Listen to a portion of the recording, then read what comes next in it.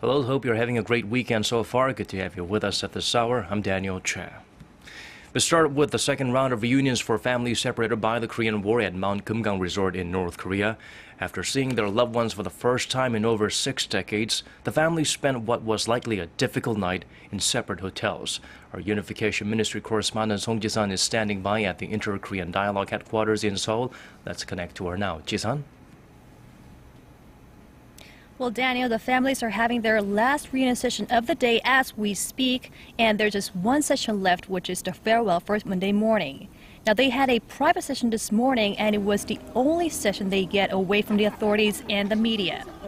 They also had a chance to share gifts they had prepared for their loved ones, like these flower shoes that 98-year-old Koo Sang-yeon had promised his 2 daughters before being taken away to the North Korean army.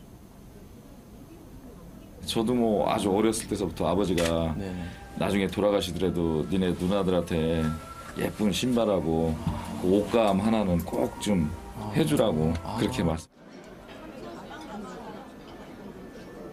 Now some others have waited for so long that it is now difficult for this 93-year-old mother to remember her son. 약간의 치매가 되다 보니까 그때 더 힘들어져갖고 울면서 왜 여태까지 너는 나를 안 찾아왔느냐. 그래도 1년에 한 번 정도 와야 되지 않느냐. 그러시면서 우시더라고요.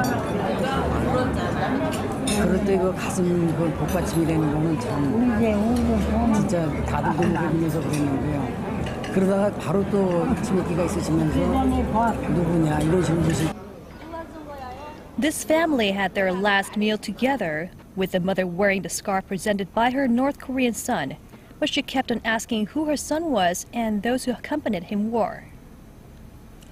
That's such a painful sight. We can assume that each of the families have experienced their share of tragedy over the 6 decades they've been separated.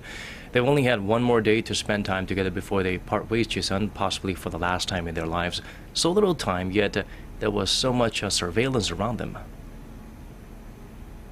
Right, Daniel, the families from the north seem to be very cautious and conscious of the eyes and ears listening and watching them.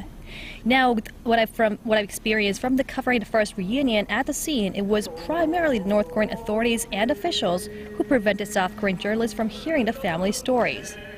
However, one thing remains the same. The response from the North Korean families has been the same, that they are content and their lives in the communist regime have been happy. Now, one thing to note here is that this round of reunions is for South Korean families seeking their loved ones in the north, compared to the first round where it was the North Korean families seeking relatives living in the south.